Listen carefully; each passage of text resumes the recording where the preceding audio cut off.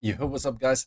Let's talk about leveling monsters. So with the collab, of course, a lot of people picked up a lot of monsters and you kind of just want to level them. Maybe not that great at the moment. We have seen that in the tier list, but they can be buffed at some point and you always got to level some units, right? Well, back in the days, I used to go about it and just simply put a unit in here and then we power up and I just threw the lot in these kind of things in there. Currently, I don't do that anymore because I use these kind of materials to get extra energy, and that is a different video. I'll leave that in the description, but you can translate those into energy. And the same thing goes for translating those things like these. Let's say that's maybe not these, but a lot of people would use like these, for example, to translate this into level ups. But I would not recommend to do that either because these, once again, you can also transfer into free energy, and energy is, of course, better than EXP. Where do you get your EXP? Well, we, of course, have this thing right now, and it is possible that if you use 4 different units, that the one unit will get all of the EXP from the whole team. So this one is pretty nice to get it pretty fast. We are also, of course, very commonly using this. But might it actually not be better to do this one? I don't know exactly. But there's another way.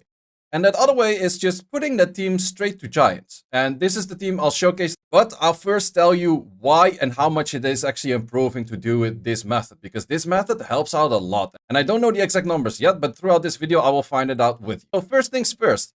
How much EXP do we need to level up from 1 to 40? Well, it is this much for every level. I googled it and I found that result, so I assume it is right. That's the total amount of this for a level up. So then we have the question, if we put a certain amount of experience in and a certain amount of energy, how many runs do we need from level 1 to level 40? And how much would it cost in energy and in time? So let's fill it in for all of these.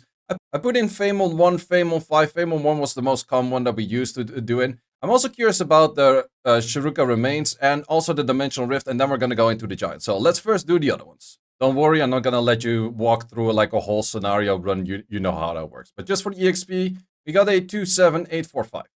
That will mean that we need 71 and a half runs. That will mean that we need 71 and a half runs, so pretty much 72. And the energy cost for getting a full unit from 0 to 40 is about 360. Let's say the time per run is about 20 seconds, so we would do a 23 and a half minutes to get a unit fully maxed. Let's say we do the same thing on a harder stage in Famon that probably does give a little bit more EXP, but it also does take quite a bit longer to farm, so we're gonna calculate in those both. Of course, if you would do this properly, you do this with like 3 other units, but okay, EXP is exactly the same. I kind of expected this one to do higher, so that debunks it that this is exactly the same EXP as this, so you can always just do the one, and the one is gonna give the same EXP as this, because this would take you, well, not that much, but it will take you longer for sure. Therefore, we also do know if we were to farm this, and it would be better, we don't have to do the 6 one, but we can just do the 1. Okay, energy cost is still the same, that is 5, so let's see how much EXP we get on these. 30727. So that does mean that we need quite a bit less amount of runs. I would say that these runs are probably a little bit longer, so in a sense, like let's say you do 30 seconds per, the time it takes will definitely be a little bit longer, but you do save a decent amount of energy for farming it in this way. So if you were doing this before and you still want to do this, would recommend to go to Chiruka Rift. Then the one that I actually like to use most, which is the Dimensional Rift. I do always tend to forget to get these pieces that you can enter this, but this is by far the easiest one where you just one-shot the whole waves. The stage is super easy. It is just an insane fast way. I think that this is, except for just feeding in your units, absolutely the fastest way of leveling a unit. So let's see how much this is. And of course, we have to divide this by 30 energy, and you have a limit of how many times you can do this. This one is a 188266. And let's say we do also 20 seconds per run, maybe 25 because the runs, no, let's say 30. So in this case, the energy consumption is actually lower. So interesting to see that Dimensional Rift is actually cheaper to get your units in rather than just doing it from the Chiruka Remains, which is interesting. Didn't even know that, but wanted to figure that out in this video. However, then the big question is going to be, can we do the same thing in Giants? Because of course, we're always already farming Giants, but the EXP is not going to anyone. And for the reason that EXP isn't going to anyone, you're kind of wasting your EXP. EXP waste.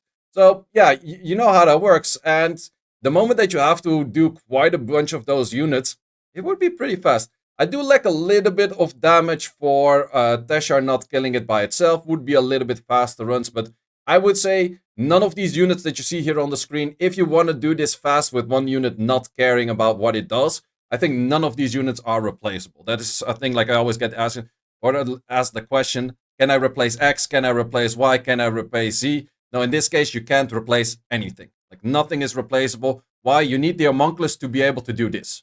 And you need the Tesher to kill the waves fast, and you need the Prillia and the Kona to do what they do. So for that reason, you need a homunculus in this. A Luna won't do, a Lin won't do, anything of those won't do. But the EXP we get is a 15152. So, and the runs are about like 30 to 35-ish seconds. I think 35 for most people is more realistic. So in this case, we do need 140 runs, plus the energy consumption is more expensive. However, the cost for that is also then 4 times as high, but the big difference is you are farming this anyways. So you might as well just make your runs a little bit slower, because normally, let's say you use this team normally and then put a Lin at the end or a Luna at the end. You switch it up a little bit to just have this kind of unit in the end, or any kind of unit you want to level in the end.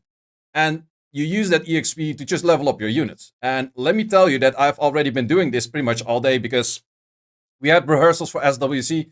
If you're watching it this weekend, SWC, next weekend, SWC, check it out. But besides that, I had a lot of time, and I didn't have that much time to look at my screen all the time. But I leveled up this one, and this one, just through doing that. In the end, that does mean that I saved this amount of energy times 3 already. I am going to do that for all of these units. So that's 1, 2, 3, 4, 5, 6, 7, 8 more times, plus the 3 that I already did. That's just straight up saving me like 4,000 energy at that point. That is a lot of energy that you can save. So this is highly a recommended method. Sure, I had to rerune a little bit for it. If you do this, I would recommend normally, like if you have all of your dungeon teams runed, I would recommend for this method, put your best runes towards your dungeon team, because that's the only way that you can make this fast enough, and then also that it's not going to fill. This team actually didn't fill for me once, whereas my normal team actually does fill, but that is just because of the homunculus. The homunculus is that strong that it's just one of those units that's, yeah, it's just the anti-fill mechanic. So as you can see, runs aren't super fast, but after this run, I'll go into the runes and showcase why it works, what you should focus on, and those kind of things. But yeah, it's just something that you can think of. Like if you want to work very efficient with your energy, then this is probably the best way. Also, it does matter that your last unit has a rune set that still helps a little bit. You can pretty much place any unit in there. It doesn't really matter. But I would recommend, like mine are not scaled up in that position, but if they can add in a little bit of damage, or at least move at the right tuning. Of course, they are triple fight, but having them move at the right tuning definitely does help out. So in this case, it is exactly the 153 speed, and with 153 speed, it is on the 169 combat speed, and 169 combat speed is the exact speed that all you need for like every dungeon to outspeed, except a few here and there. But for giants, 169 is exactly what you need. And since the homunculus is also 169 with this, I had to make this one 169 as well. It is triple fight, but it's still focused on like damage on water, or like crit damage less, because it's like moving all the way to the end. So it can participate a little bit in the battle. Then what are those units focused on? I threw, as I mentioned, my best runes at these units. Why? Well, that is the main way to get it to work. If you really lower down those runes, sure, I'm pretty sure you will still get there. It will be a little bit slower. It will be a little bit more back and forth. But the higher damage you do, the better it is, because that gives it just more chance for the homunculus to do the skill 2 and skill 3 without derping. So yeah, the Teshar, you once again want to focus on damage on water. I would say just whatever combination of crit damage is the highest you have. This is a 37 in total. Just aim for as high as you can be. Crit damage max is fine. First is fine. S2 is fine. Everything is fine. Just as much as possible. Prillia, the typical plus 84 speed. I've answered that question too many times. Like, why is my Konamiya moving and then my homunculus moving and not my Tasha? Yeah, 84 speed. Triple fight, of course. Also, damage on water. Crit damage max is the most useful thing on her. And then this one is also full on damage. I decided to go for a rage set rather than a triple fight set as I did in the past. If I did triple fight on it, the Tesha could probably kill the mid boss by itself, but that is not that important. It's important that the homunculus, if everything dies, which is pretty likely to happen, the homunculus comes back. After the homunculus comes back, he can clear it by itself, so definitely damage on water. You can go for crit damage low here as well, because in most cases it will do damage when it's low on HP, but in this case I just went for a little bit of everything. I think it will be better. I'm actually very certain it will be better, because I do know that he always uses skill 3 at the mid wave, and therefore doesn't have skill he doesn't have skill 3 for the final stage. If I were to do something like this with a lot of crit damage less and then maybe a crit damage S2, I don't really think I have particularly a crit damage S2, but with this, it is probably very much more likely that he would clear out the boss, because crit damage low just helps a little bit on him. Plus that left side artifact is also not that great. Then the Konomiya, this one is also important. You want to make the Konomiya as tanky as possible with minus water. Why is that? Well, if the Konomiya survives, you can cleanse your homunculus, you can attack buff your homunculus or anything like that. It can definitely help out. And then this thing, as mentioned, you just want to have the right speed and then just try to add in damage to them. Like I did this with all kinds of units. So far, I did that with all of the Megamis that I have. This one, the skill 3, definitely did help out. This skill 3 was absolutely useless, so I didn't do anything besides a little bit of damage. Same thing for the fire one. I also did the fire one. It went for a skill 2, was absolutely useless. So having a used for a useless skill doesn't matter too much. Sure, it helps out a little bit if those units could actually finish off a kill. It would definitely be quite a little bit better.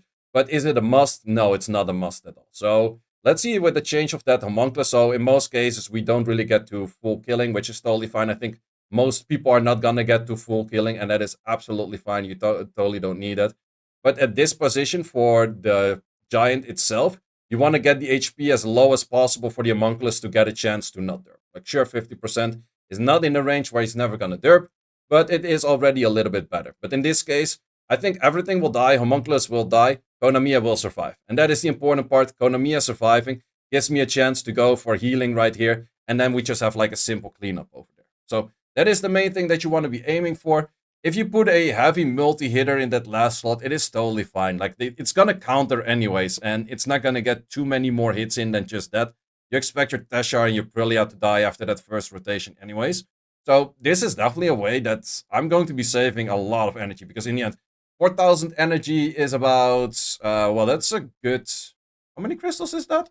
Can't do the math by my head, but let me know the math in the comments. It's very simple math, but it's like a good amount of crystals that you actually save, and this is just one of those ways that if you're free to play, especially if you're free to play, I would really be looking into doing these kind of methods, because your energy is just worth more, and the more that you can do simultaneously, it just helps out. Let's say that you're free to play and you can't really build a team like this. What would I recommend for maybe 4 other units that can clear it, but then super slow and then super safe?